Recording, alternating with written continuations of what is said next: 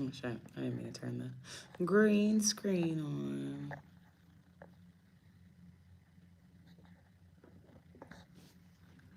I didn't mean to turn the green screen. I don't know if I like this lighting.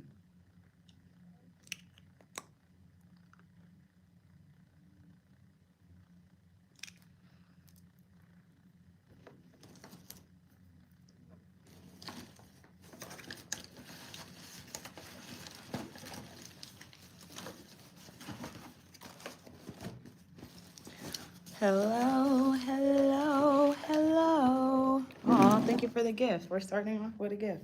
Shout out to Truly Supreme 600 for the gifted 100. Yeah, I'm about to stand up for y'all. Oh, you sent it twice. Thank you, Truly Supreme. Thank you. Do a little. Y'all see? Well, I don't know if y'all are. Thank you for the other gifted 100. Thank you. I love when we start the lives off with gifts. Y'all probably didn't see me. I don't know if y'all are subscribed to my other page, but I was at the gym today. Hello, hello, hello. I actually have something I want to talk about today. I was gonna go live on the desktop, but for some reason the desktop I feel like be messing up the views. Thank you. Shout out to Truly Supreme for the gifted 100. Thank you again for another gift. Thank you, thank you, thank you. We're starting off with gifts. That's good. But anyways, I'm gonna wait for a second and let a couple more people. Aw, thank you. Shout out to Truly Supreme for sending me a heart. Thank you. What was I gonna say? Thank you for the flower. Thank you. We're just starting off with gifts. Thank you so much. Thank you. Thank you. Thank you. Thank you. Thank you. Thank you for the makeup brush. Hey, everybody shout out Truly Supreme. Thank you so much for the gifts. Thank you. But I actually have something I want to talk about today. So let's give it like, when we hit the 5-minute mark, I guess I'm going to start. So let's try to get a couple more people in here and see if it's going to pick up. If not, I'm still going to do the live because it's something I want to talk about. So I really don't care if it's a lot of people. Can y'all hear me? Hi, can y'all hear me? Because earlier when I was live at the gym, but it's probably because I was in the gym. That's probably why it sounded like weird, because I was in an echoey ass gym. But I just want to make sure the audio is good before I do this live. Okay, good. I just wanted to make sure that the audio is good before we get started, because this is actually an important topic. Good. How's everybody doing today? Everybody good? Everybody good? Everybody good? Everybody good?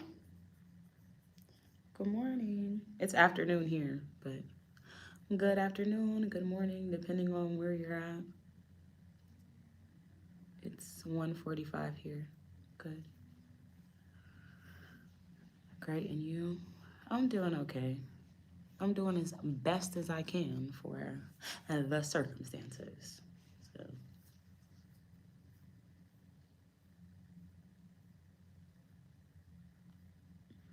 Good afternoon. Good afternoon. Let's do a little 360. 10:45 here. It's 1:45 here. Where y'all at?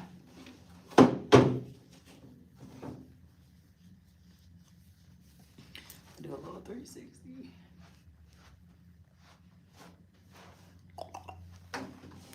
12:45. Where y'all at? What was the lottery? I have no idea. We all got up this morning. Amen. Bay Area, Georgia, Jackson, Mississippi. I'm in Ohio, Philly. I'm in Ohio, unfortunately. I don't know if I'm just like known in Ohio or if I'm known everywhere, but these bitches be watching my videos, which I'm fine with it because that's the whole point of it. But why y'all be so weird when y'all watch my, like, not, it's like when girls or like when people watch my videos and they see me in real life, it'd be like weird. Like, why do y'all be so weird? I'm not talking about y'all because y'all have never seen me in person, but I'm just saying people. Like, what problem you got? None. I'm just ready. Well, it's 5 minutes, so let's get into it. Hi. All right, so I want to talk about the music industry and basically how it was used to basically keep us in modern day slavery.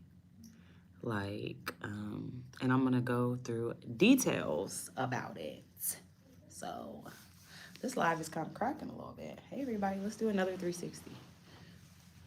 Hold on, I'm gonna wait for this librarian to walk away, and then I'm gonna do another little 360, and then I'm gonna start talking about the important shit.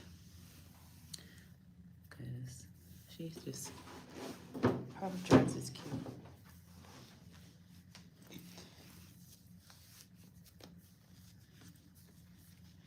Let's do a little 360.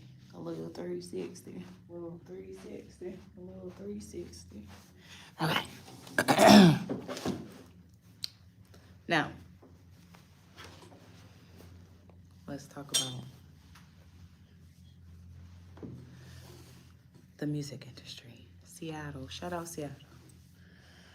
Okay, so I Googled, I'm like figuring out when the music industry started. Thank you. When the music industry started. So Thomas Edison was the one who invented the phonograph, and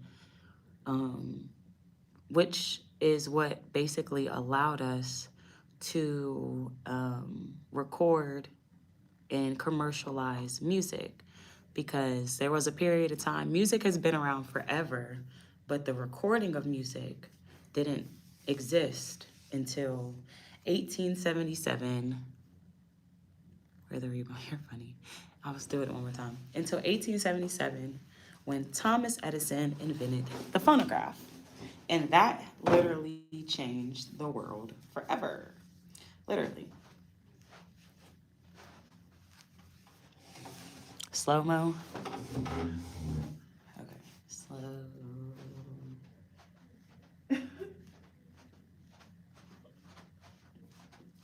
Y'all are annoying. I love y'all now.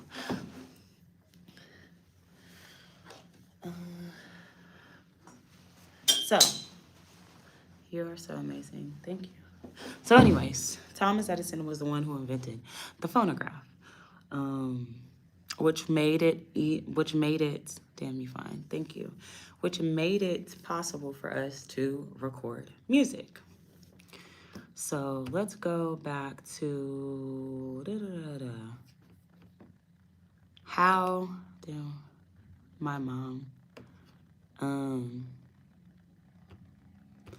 let's go back. So there are different eras of music. And one of the classes I was taking last year in school was studying music. And we learned about the Renaissance and the Baroque eras, which is like different eras that basically revolutionized different things and events that happened during the time period. So the Renaissance and the Baroque area, this is how they got paid.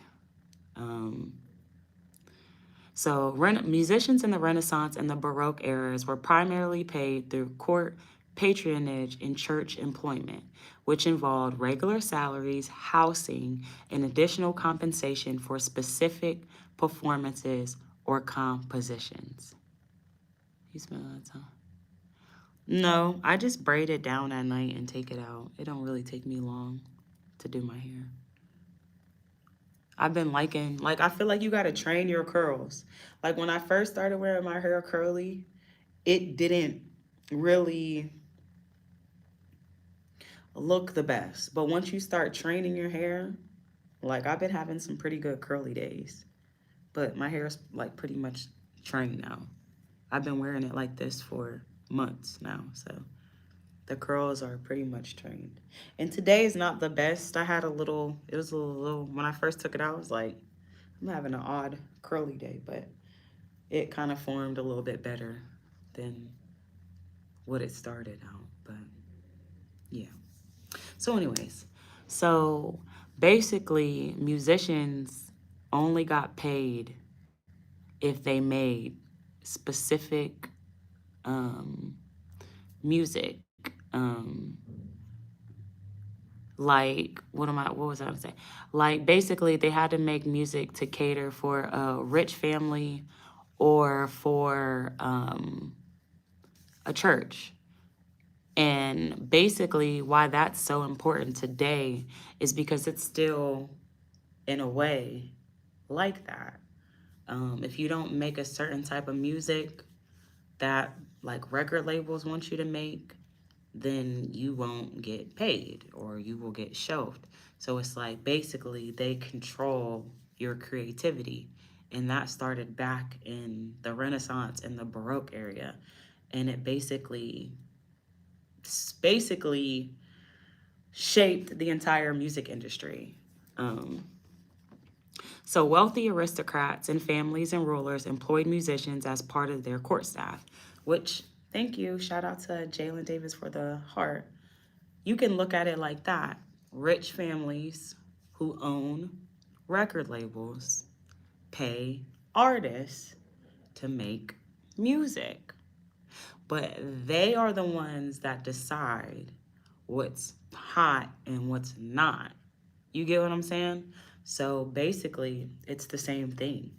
Um, and except for, there's really not churches that pay artists anymore, but it's still kind of the same system. Um, and then payment included regular wages, supplemented with non monetary benefits like housing, food, and other goods. Higher ranking musician earned higher salaries, same in today's time. Um, Payments could include fees for specific composition or special performances. Um, okay, so it pays to have your own studio. Yeah. But that doesn't really mean anything. Even if you have your own studio, if a record label doesn't think that what you're making is quote unquote up to their par, you're not gonna go anywhere. So yeah, you can make the music. They probably made hella music that never seen the light of day. You know what I mean? But if you wanted to get paid, you still have to. I ain't talking about just making music. Anybody can go out and make music. I'm talking about actually getting paid for your music. You get what I'm saying? Um, it means a lot, when you got your own studio, when you make your music. Put it out there, you do your own thing, publish it, you got your own recording, you do your thing. It sounds good, but it's not as easy as you think. Because if it was that easy, then everybody would do it. Um, Anyways, so I'm putting you in timeout. This is not a debate. I just wanted to have a fucking conversation. Anyways, you're timed out for 10 minutes. It says, so hip hop started. Okay, this is what I want to talk about. I want to talk about really how hip hop really shaped our community and what it has done to our communities. And we don't even know.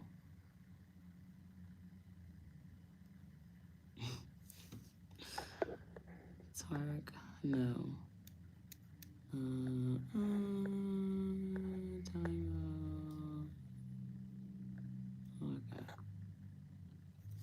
So, hip hop started August 11, 1973, at a back to school party in the Bronx, New York, hosted by DJ Kool Herc. This event at 1520 Sedgwick Avenue is widely considered the birthplace of hip hop culture, which includes elements of DJing, MCing, graffiti, and breakdancing. Hi, shout out to the new people here. It says the party was organized by DJ Kool Herc and his sister Cindy Campbell. During the party, Herc extended the breakbeat portion of songs using two turntables, which allowed for a continuous dance rhythm that became a foundational element of hip hop. It says the event marked at the beginning of the new culture, and the location became known as the birthplace of hip hop. Now, hold on. So I went and looked and seen, before I get to that. Okay. So I looked up and I'm like, what era did no. I went and looked and seen like what era did hip hop become violent, because at first it was like dancing and like they weren't rapping about violent stuff. Like when you look at like the Slick Ricks and like certain MCs that first came out, even like MC Hammer, like they weren't rapping about violence and gangs and stuff like that. Um, they weren't rapping about stuff like that. So I like went and seen like when did, because we had a whole era of like the gangster rap, like when did that become like prevalent in the community? And um, it says hip hop's shift towards violence was gradual, evolving through. Does somebody want to be my mod so they can block the comments so I can continue the conversation without being interrupted? Because that's kind of annoying. I have to stop every 5 seconds to talk about this. Anybody want to be a mod? Because it doesn't look like any of my mods are in here from earlier. Anybody? Anybody? Anybody? Anybody? Don't all volunteer at once. Anybody? Anybody at all? Good morning. But anyways, so hip hop became violent. And the shift towards violence was gradual, evolving through the 80s and accumulating in the rise of gangster rap in the late 80s and the early 90s. While early hip hop focused on parties and social commentary like Grandmaster Flash, The Message, artists began to incorporate themes of violence, drugs, and crime, initially reflecting urban realities and anger of societal inequalities.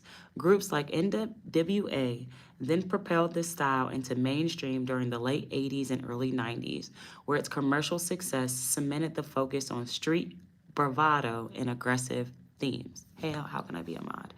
Here, I can make you a mod. Add as a mod.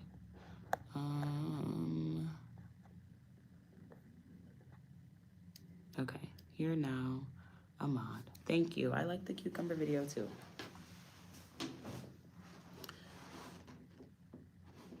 All right, I'm gonna do a little 360 again.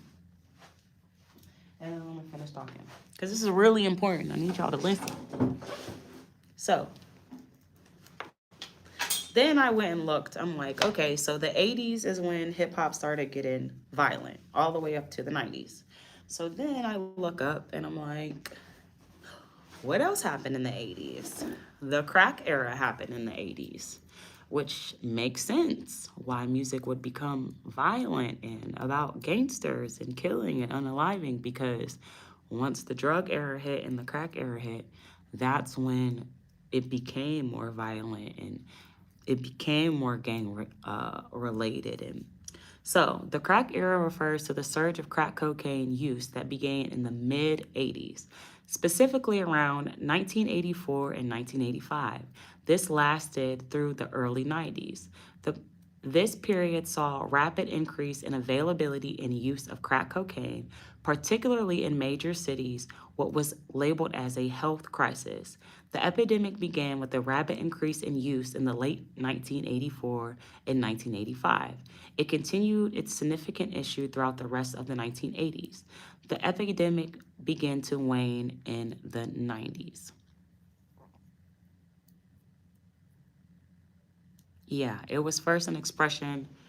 I feel like all of our music, if you even look back to like the slave times and all that time, a lot of the music that we sang and a lot of like the spirituals we sang was about our pain and different things that we had to endure.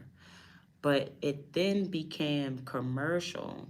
And once people seeing the influence of our music, because we've had a very prominent influence of music from the beginning. We started country, we started rock, and once, and I'm not trying to be racist, but it's just the truth. Once the opposite color, because I hate when I say WP, but once the opposite color people seen how powerful and how influential our music was, they figured out a way to use our music to basically brainwash ourselves. And I'm gonna tell, we're gonna dig even deeper into it.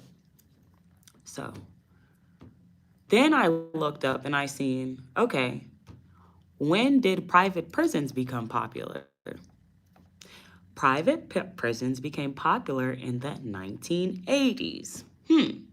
Hip hop became violent, drugs became more useful, and private prisons became more popular. I'm going somewhere with this. Just give me a minute. It says largely due to the combination of rising inmate populations, public's dissatisfaction with government abilities to manage correctional facilities, and change in political and tax laws. The modern private prison industry started in 1984 with the first contract awarded to Corrections Corporation of America, now CoreCivic, for a federal immigrant detention center. This decade marked the start of the contemporary, damn, I can't read, private prison industry. Okay. Now, how, I know, I can remember going to clubs in New York in 1987. Fights and gunshots came with drugs being introduced to people to break blacks getting together and have fun. Yes, but not only that, it was a combination of reasons. It was basically a way to get rid of us. But it was a way to do it without having their hands directly in it, if that makes sense. It was also a way to keep us behind. Yeah. It said private prisons primarily make a profit through contracts with the government, receiving a set per inmate fee. So the more people in there, the more money they make. What is one way to get people arrested? Putting drugs, weapons, and liquor in certain areas to create violence. And then what is going to influence people to do things? By listening to certain music. Oh, well, he said that he be doing this in his song, so now I'm going to listen to that, and that's going to subconsciously influence me to do certain things and to act away. And it was all in order to profit off of us. So not only are you profiting off of the drugs that are being put in the area, you're also profiting after every single person that gets arrested, and you're also profiting off of hip hop. So who's winning and who's losing here?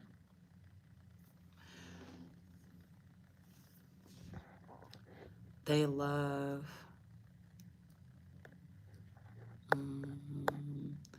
they love to glorify everything that comes with that type of culture. Exactly.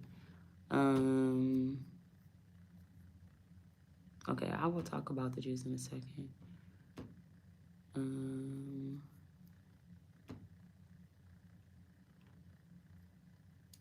Okay, So I just want to tell y'all, first of all, even the term alone, hip hop, is racist.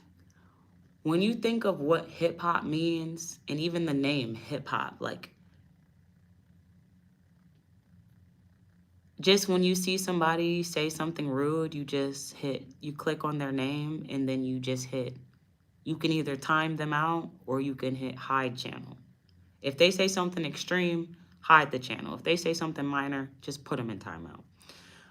The term hip hopping around is like dancing. That's racist. And let me tell you why it is. But we're going to get to that point in a minute. So I looked up, I'm like, how did slave owners used to use slaves as entertainment?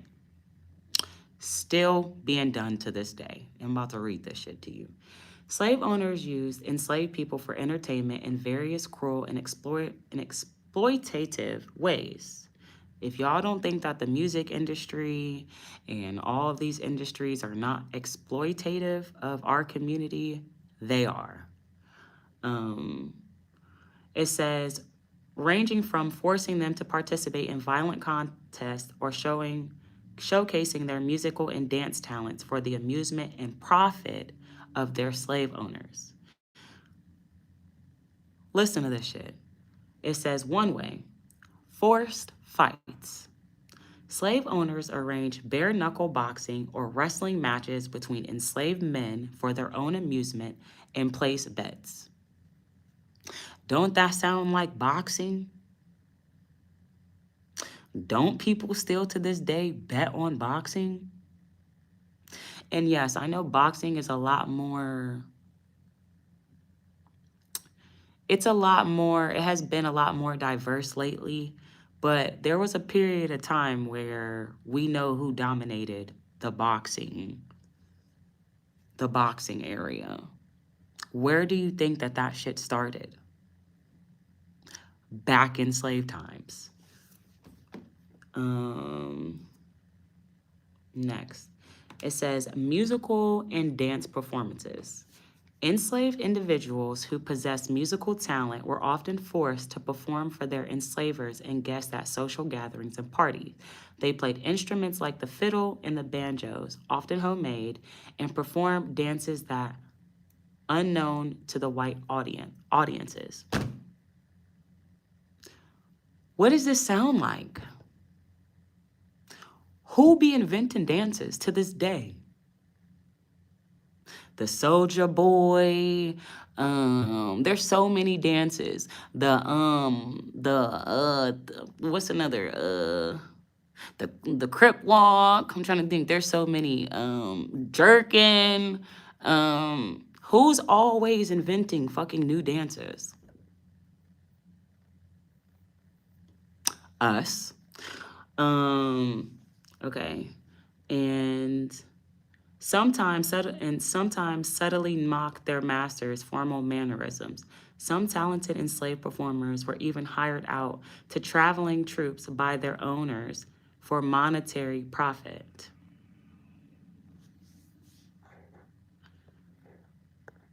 If I just read that they used to make the slaves box for money and profit,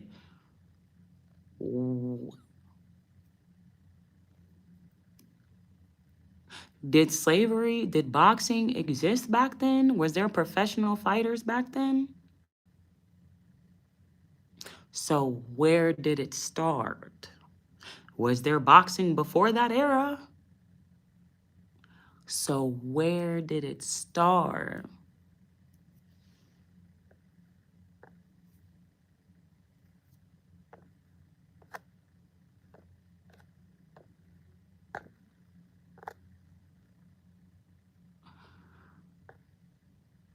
Okay, sorry. Thank you. I ain't hearing that shit. Anyways. And then listen to this. A specific dance form known as the cakewalk developed from the prize walks held by enslaved people. Enslaved people would dress up and perform formal, mannered dances an exaggerated comical way, satirizing the white enslavers' ballroom dancing. The enslavers often missing.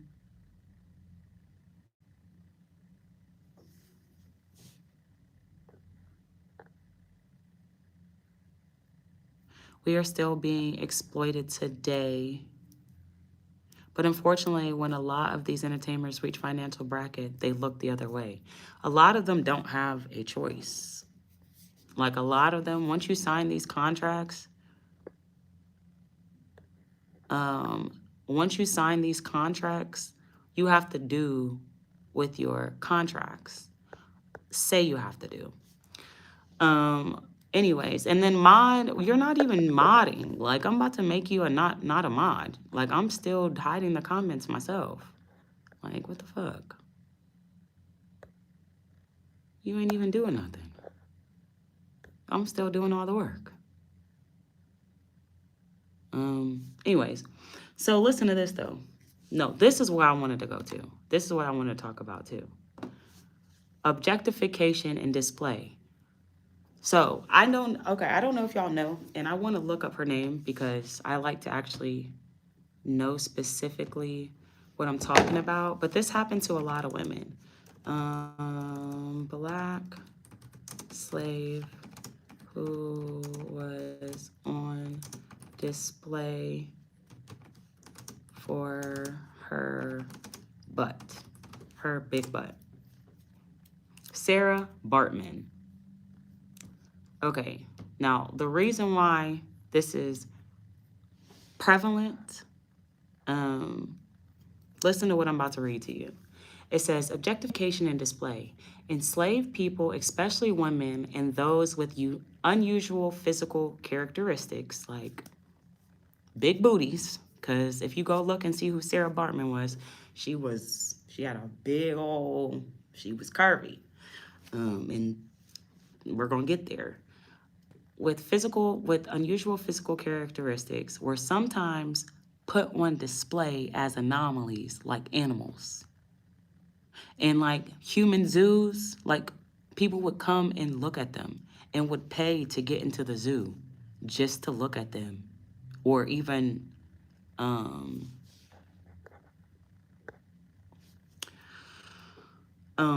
just to look at them and even like insult them and stuff. And she was actually sexually assaulted by multiple people. She passed away from an STD because how many people would sexually assault her? She ended up passing away from an STD, an untreated STD. But think about the BBLs. What community more prevalently gets BBLs?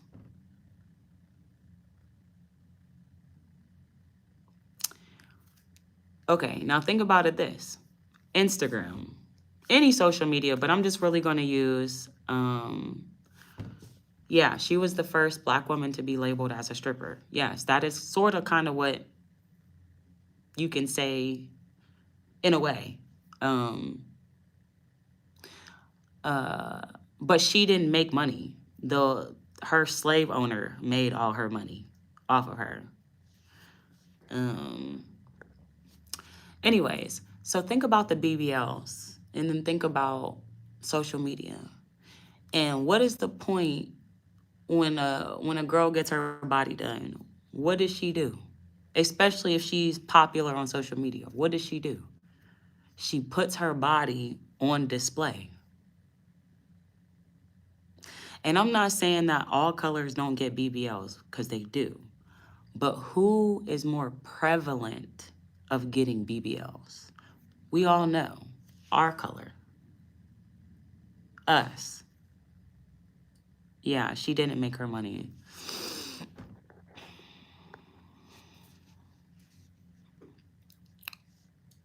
Anyways, so still to this day, there's things that happened in the past that still we don't even see, like has transitioned to today. Like, and then sexual exploitation, The pervasive sexual abuse and R word of enslaved women was also a form of horrific exploitation and a display of power, serving the enslavers the desires for pressure and control.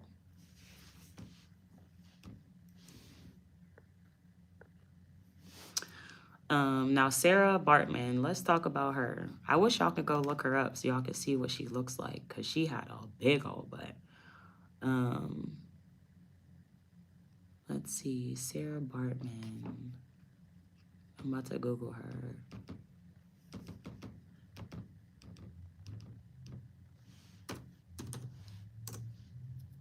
Sarah Bartman.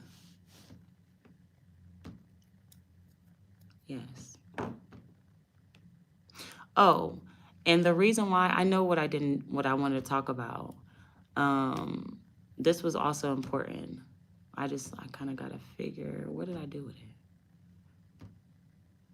Did I exit it? Hold on, because this was something important.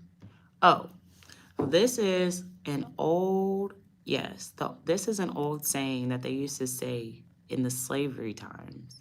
And it's literally like, okay, they used to say, dance, nigga. No, they used to say, nigga sing, nigga dance, nigga jump, or nigga die.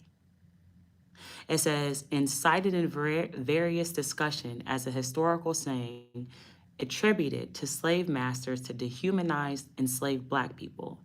The saying was used to confine Black people to specific narrow areas of existence, primarily entertainment. Why do you think that we run the entertainment industry?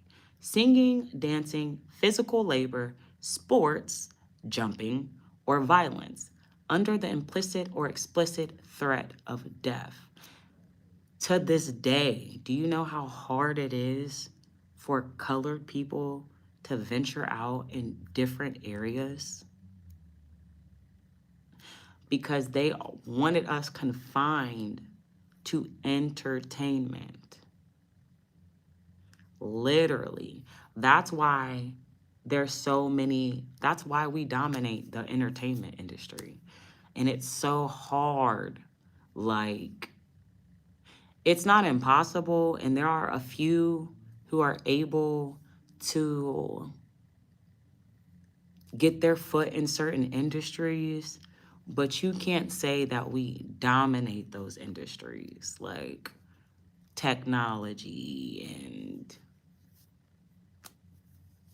I can't even think of nothing else right now, but we dominate the entertainment industry because that is what we have been confined to for all of these years. And this saying, to this day, this saying is still true. Like, anybody's favorite Black person, 9 times out of 10, is an entertainer.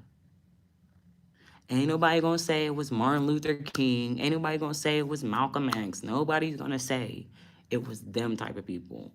We're gonna say it was either a rapper, an actor, some longs, a NFL player, a basketball player. You get what I'm saying? Yeah, so that is my conclusion. And they used our own industry basically to trap us and keep us at a certain mind state. And then also, you have to think about how we, as our society, like, okay, when I used to go to school with little white kids, little rich white kids, because I used to go to school with some rich people, especially when I lived in Pittsburgh. Like, these mugs lived in mansions. Like, some of them had mansions. They had money. These little white kids had like 2 pairs of shoes that they would wear the entire school year. Like, you know how Black kids be having like shoes to match every single outfit and shit? No, they had like 2 pair of shoes. It don't even matter if the shoes really match the outfit as long as it's decent. Like, they would literally have 2 pair of shoes to go with for their school year or whatever. You feel what I'm saying?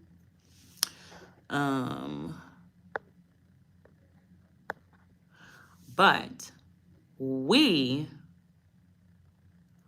are conditioned that if we don't wear certain things or we don't have a certain look, like the whole "what are those" saying, that started in the Black community. If we don't have certain things, we make fun of each other and we look down on each other. And I've been to school with some rich white kids, and let me tell you, yes, they had nice stuff, but it wasn't like you think. Like, you could go to the projects and see a little Black kid with more shoes and clothes than some of these rich white people. That's because they spend their money in investing, and we spend our money buying what they're investing in. And that is literally the difference. Like, we don't even support our own brands. If you see like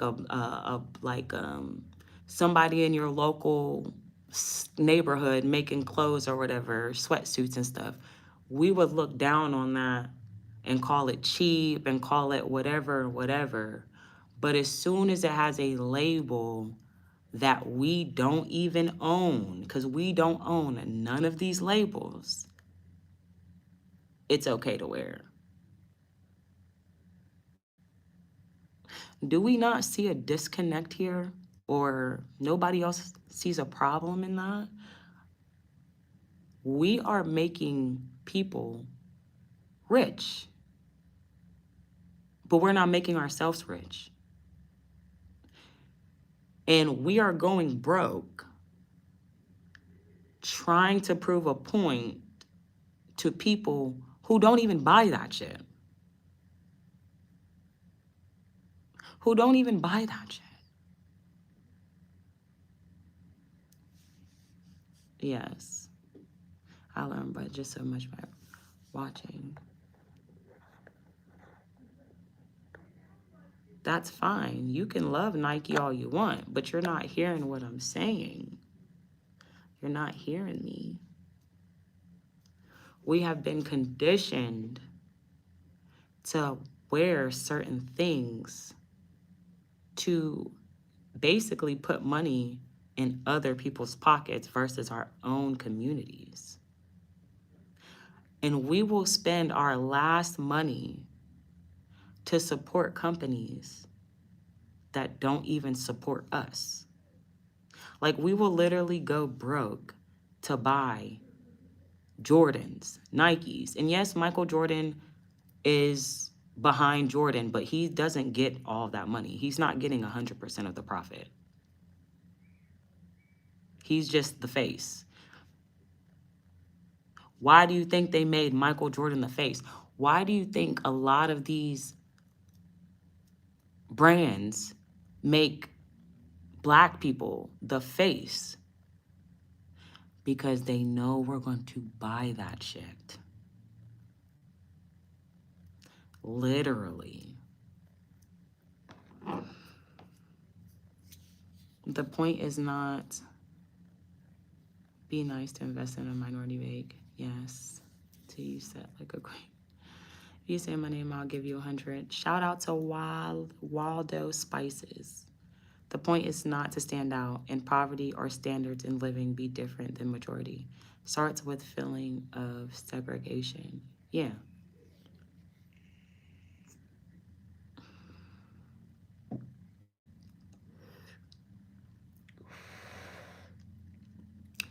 Why do you think that do y'all remember the early 2000s? And I only know this because I'm a fashion person. I've been wearing brands since I was a kid. So I used to have all that shit. There was an era, the early 2000s, there were a lot of Black-owned companies like Rockaware, Sean John, Fetish, Fat Farm, Baby Fat, Apple Bottoms. And that was literally what was hot in the Black community, right? Why do you think that all those companies just fucking disappeared, and South Pole and all that, all those companies just disappeared out of nowhere, and now everybody's wearing designer? Because they seen the influence that we have. So they decided, what if I put him in my Gucci, in my Louis Vuitton, in my, who do you think made Birkins poppin'? Who do you think, even the Birkins, who do you think made Birkins hot? Like, they decided they were going to put us in their stuff. And now anybody that has designer or wears designer feels like they're somebody. You get what I'm saying? But we are making these foreign people rich. And they're not even taking any of that money and putting it back into our communities. That's why all those black brands, those black owned brands, disappeared. They were like, oh no, oh no, oh no, we gotta shut this down. They get too much money. Like, literally, all my cousins, everybody I know, I went to school with, Apple Bottom, Rockaware, Fat Farm, like, that's what we wore. We wore a Tommy Hilfiger. Definitely grew up wearing Tommy Hilfiger. Definitely. But which is crazy because we had we made that. Like, we made, like, the way we would wear our Tommy Hilfiger, like, we made it hot. Like, and then he didn't even like us. And he hated the fact that we wore his clothes. Like, he said that himself. Like, hated the fact that we wore his clothes. But we probably made that nigga the most amount of money. Because when I tell you everybody was wearing Tommy Hilfiger at one point, everybody had Tommy on. Marcus Garvey said this 100 years ago.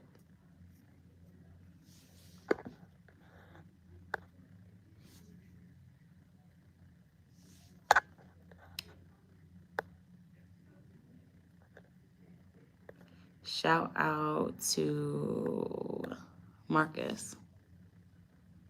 No, he did not like black people. He hated that we wore his clothes. Hated it. He came out and said that. He hated that we wore his clothes. Jesus is our king. And that's my point. Like, we're so easy to go and try to impress a culture that doesn't even rock with us, but we don't support our own kind. And it's like, I don't think that we see that. And that's not me being racist. I'm just being honest. Like, we're so quick to, even Lululemon. Like, now all the girls want to wear Lululemon. The owner of Lululemon he's not just racist against us. He's racist against all colors. He don't like anybody that's not of him. He doesn't like the Asians. He doesn't like the Indians. He doesn't like the Mexicans. He doesn't like the blacks. Literally. He don't want us wearing his shit neither. But here we go. Because somebody put it in a song. Now every girl feel like that girl in Lululemon. But why you don't feel like that girl with one of your homegirls' little sets that she made? You feel what I'm saying? Like, we are making people who are already rich more rich, but we won't spend that money to try to invest in somebody that's in the same neighborhood as you. And it's so bizarre to me.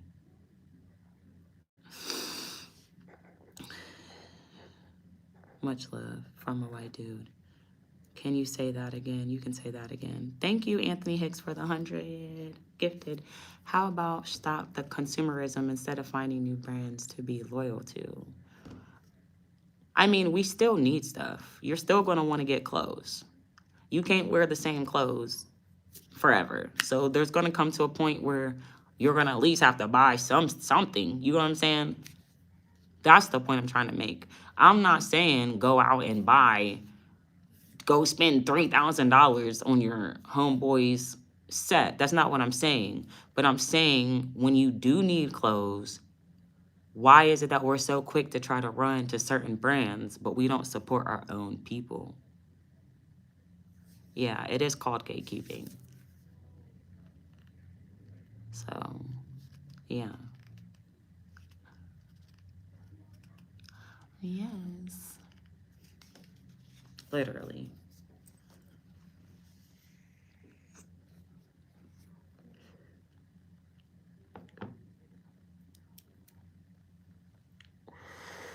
And I guarantee you that they probably didn't have a choice but to end their companies. Because it's crazy to me how everybody was buying that shit and wearing that shit, and then all of a sudden it became corny.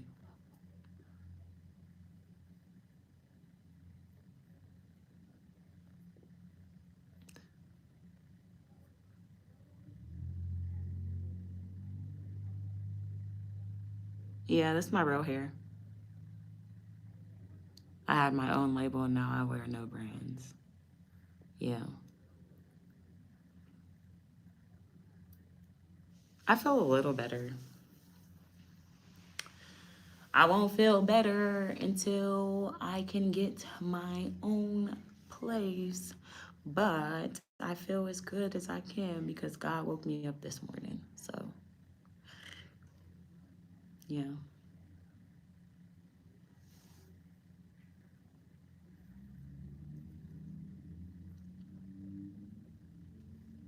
But yeah, crazy shit. We have literally been brainwashed for so long. And it's like, I just woke up. Like, I feel like I was a heavy consumer. Like, and definitely, you feel what I'm saying?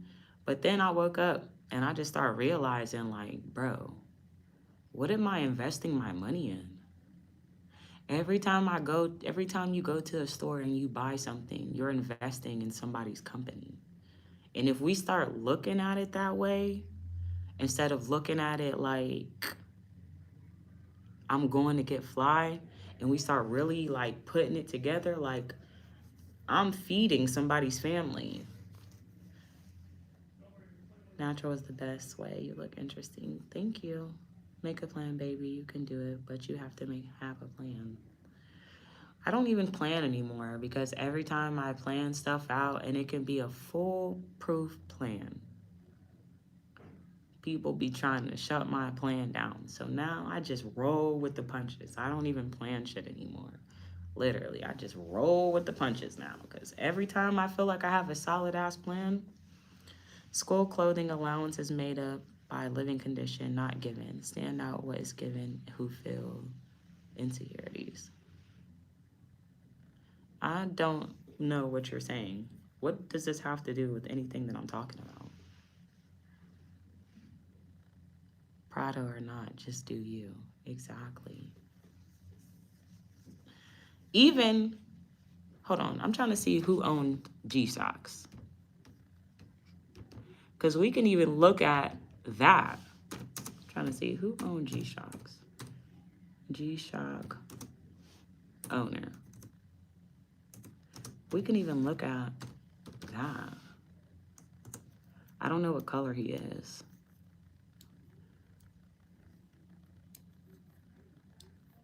Okay, he's Japanese, but still a little melanin, a little melly now. So even just like going from everybody wearing G-Shocks to now everybody has bust down rollies.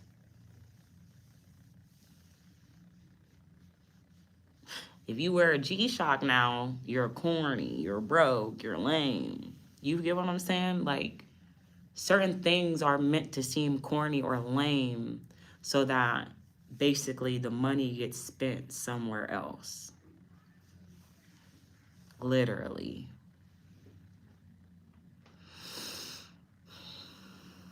What's up?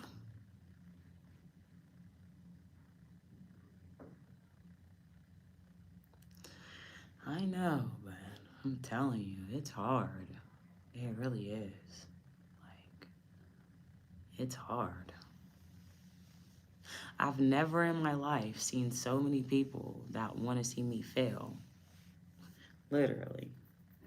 And when people want to see you fail, they do not help you or give you the help that you actually need.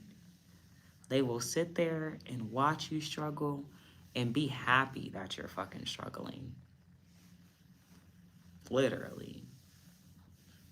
And and I really don't want to put my dad on blast, but I really, really, really, really feel a certain type of way about that nigga. Like, on my mama. I'm trying not to do it. But people are weird. I'm telling you, bro. People are weird. A person will literally help everybody else that they see motherfucking needs help. But as soon as your kids need help, you are nowhere to be motherfucking found. Like, nowhere to be found. And it's crazy how people be talking about me and my situation, but people be in the same situations as me and they be making excuses for them. That's all I gotta say.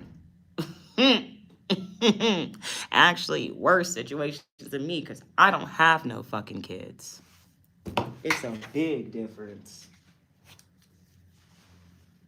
It's crazy to me. But I just had to get that off my chest but I don't care. I don't need nobody. Motherfucker ain't never did shit for me in my entire life, so. Oh, you're gonna continue to not help me. That's fine, nigga. Fuck you.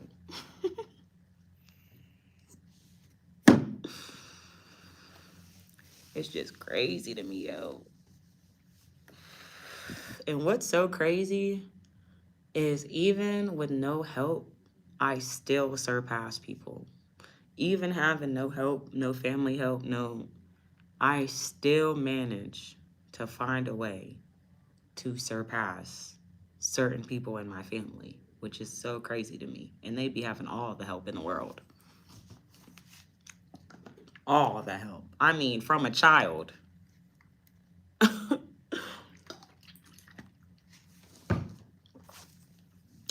You will find someone of your likings. What you mean of my likings? I'm talking about my daddy. I ain't talking about no man. I'm talking about my father. I am not talking about no man. You're extremely beautiful. Thank you. Thank you. Thank you. But yeah, just be so weird. But yeah, looks like my YouTube stopped crashing out. So hopefully they fixed the bug. It had to be a bug that was going on because it haven't crashed on me yet. I mean, we're only at an hour now, but we'll see. But I'm done with the conversation. So if y'all want to just talk for a minute before I end this, I pretty much said everything I had to say. I can do a little 360 for y'all.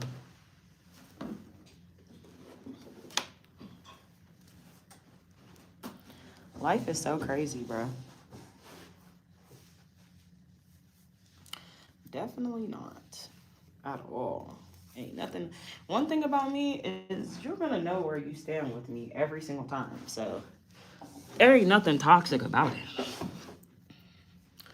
Like, I don't play no games. I say what I mean and I mean what I say. If I don't like something you do, I'm not gonna fuck with you. Like, simple.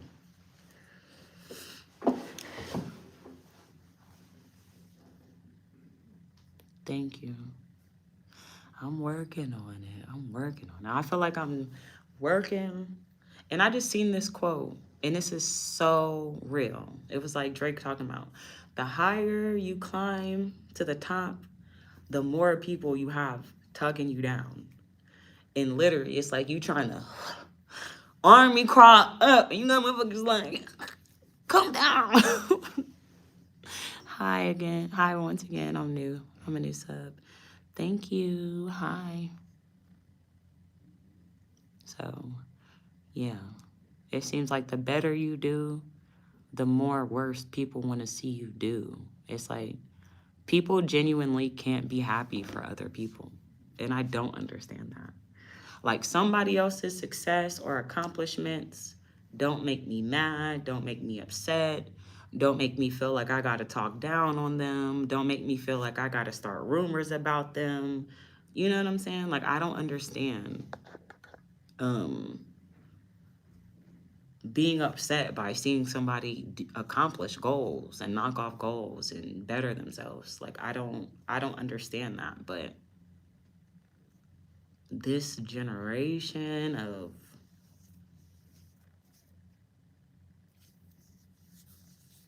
I don't know. I just don't get it. I've been going live.